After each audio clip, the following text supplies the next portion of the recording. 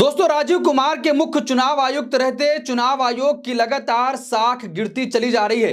जो आरोप इंडिया गठबंधन अभी तक लगा रहा था कि चुनाव में बड़े पैमाने पर धांधली की जा रही है और अंदर ही अंदर चुनाव आयोग मिलकर खेला कर रहा है, क्या राजीव कुमार कहीं ना कहीं सत्ता पक्ष के साथ मिलकर काम कर रहे हैं? ये आरोप अभी तक इंडिया गठबंधन लगा रहा था, लेकिन अब बीजेडी पूरी तरीके से वही आरोप लेकर फिर से चुनाव आयोग के दफ्तर पहुंची है और कहा जिस तरीके से चुनाव हुआ है, चाहे वो लोकसभा का या फिर विधानसभा का, बड़े पैमाने पर धांधली हुई है और सीधे तौर पर सबूत भी दिखाए गए हैं कि ऐसे ऐसे सीटों पर ये तमाम गड़बड़ियां हुई हैं।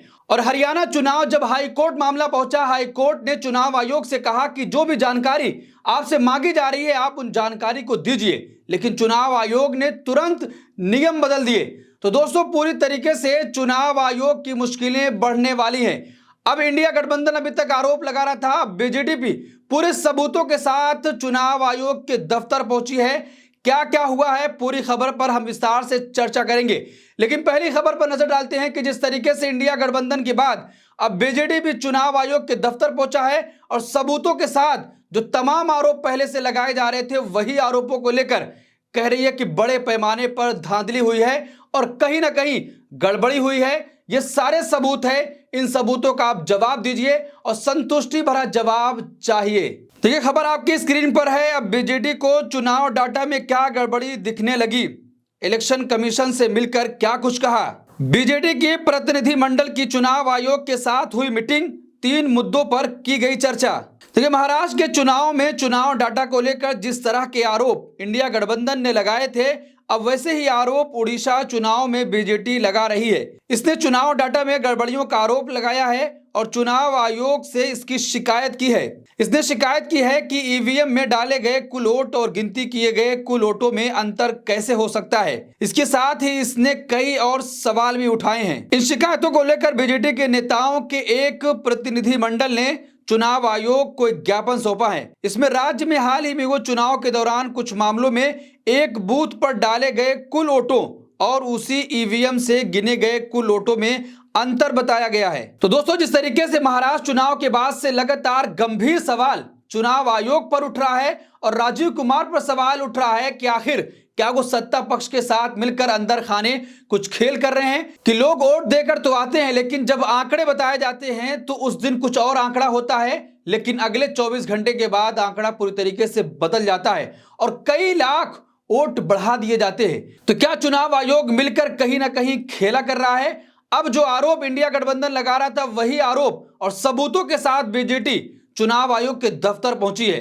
देखिए, पार्टी ने एक बूथ पर डाले गए कुल वोटों और उसे ईवीएम से गिने गए कुल वोटों में अंतर बताने के लिए कई जगह की मिसाल दी है। इंडियन एक्सप्रेस की एक रिपोर्ट के अनुसार बीजेडी की याचिका में कहा गया है कि हमने गंभीर स्थितियां देखी हैं।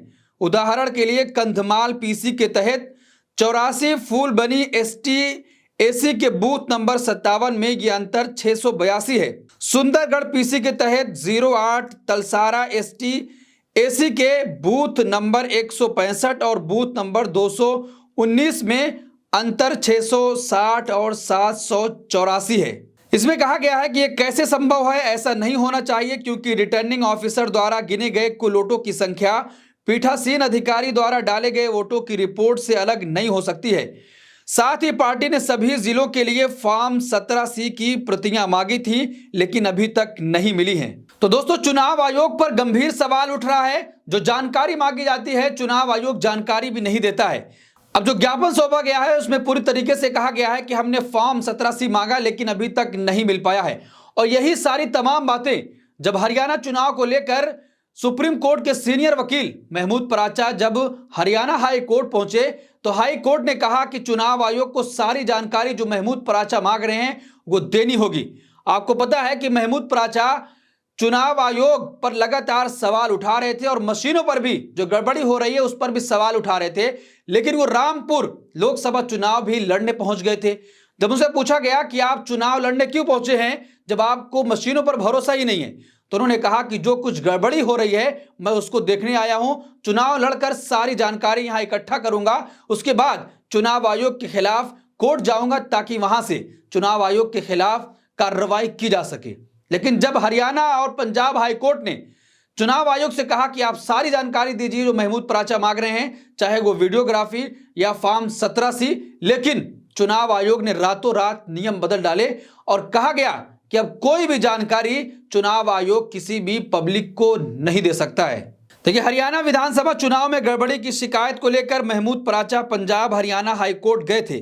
उन्होंने चुनाव आयोग से चुनाव की videography, CCTV camera footage, form 17C की मांग की थी। 9 दिसंबर को हाईकोर्ट ने चुनाव आयोग को निर्देश दिए कि वीडियोग्राफी, सीसीटीवी फुटेज और ऑटो से जुड़े दस्तावेजों की कॉपी वकील पराचा को दी जाए। चुनाव आयोग ने कोर्ट में ही इसका विरोध किया था। अब उसके बाद चुनाव आयोग का असली खेल शुरू होता है, जब पंजाब और हरियाणा हाईकोर्ट ने कहा कि चुनाव आयोग को यह सारी जानकारी देनी होगी, तो उसके बाद सरकार के साथ मिलकर सरकार और चुनाव आयोग ने रातों रात नियम ही बदल डाले। देखिए, चुनाव आयोग ने बदले नियम। चुनाव आयोग ने सरकार के साथ मिलकर नया खेल करके नियम ही बदल दिया। चुनाव आयोग ने नया नियम बना दिया कि पोलिंग बूथों की सीसीटीवी फुटेज बाहर नहीं आ सकते। चुनाव आयोग की सिफारिश के आधार पर कानून मंत्रालय ने चुनाव संचालन 1961 के नियम 93(2)A में संशोधन कर दिया। नियम में नई लाइन जोड़ दी कि पेपर्स की लिस्ट में इलेक्ट्रॉनिक रिकॉर्ड्स शामिल नहीं होंगे। इससे पब्लिक के लिए चुनाव में लगे सीसीटीवी कैमरे, वेबकास्टिंग फुटेज, उम्मीदवारों की वीडियो रिकॉर्डिंग बाहर नहीं आ सकते। जनता का कोई एक्सेस नहीं होगा, कोई दुरुपयोग भी नहीं कर सकेगा। अब देखिए, कोई भी जानकारी जो आम जनता ले सकता था कि अगर कुछ गड़बड़ी हुई है, उसको शक हो रहा है, तो वो कोर्ट के जरिए से वो सारी जानकारी चुनाव आयोग से मंगवा सकता था। लेकिन जब हरियाणा और पंजाब हाई कोर्ट ने ये निर्देश दिया कि आपको जानकारी देनी होगी, तो फिर सरकार के साथ मिलकर खेल किया गया और पूरी तरीके से नियम ही बदल दिया गया। उम्मीदवारों के लिए कुछ शर्तें रखी गई है और कड़ी शर्तें हैं। अगर वो भी जानकारी लेना चाहते हैं तो ऐसे ही आसानी से उनको जानकारी नहीं मिल सकती है। यानी आम जनता अब पूरी तरीके से अगर उसका वोट कहां गया है, अब उसको जानने का कोई अधिकार नहीं है, क्योंकि चुनाव आयोग ने पूरी तरीके से नियम ही बदल डाले। तो दोस्तों, जिस तरीके से इंडिया गठबंधन के बाद बीजेडी भी चुनाव आयोग के दफ्तर पहुंचा और सबूत भी दिखाए कि आखिर जो वोट पड़े हैं और वोटों की गिनती हुई है, तो उसमें काफी अंतर दिखाई दे रहा है। यह कैसे हो सकता है? लगातार सवाल और चुनाव आयोग की साख लगातार गिरती ही चली जा रही है, लेकिन उसके बावजूद भी राजीव कुमार कोई भी जवाब देने के लिए तैयार नहीं है। अब हरियाणा चुनाव के नतीजों के बाद जिस तरीके से लगातार कांग्रेस पार्टी की आरोप लगाती रही कि वहां पर इतने बड़े पैमाने पर गड़बड़ी हुई, लेकिन चुनाव आयोग उस वक्त सुनने के लिए तैयार नहीं था। अब कांग्रेस पार्टी की तरफ से एक फैक्ट फाइंडिंग टीम तैयार की गई थी। उसने अपनी रिपोर्ट लाया और बताया कि हरियाणा में चुनाव आयोग ने चुनाव के नाम पर मजाक किया है।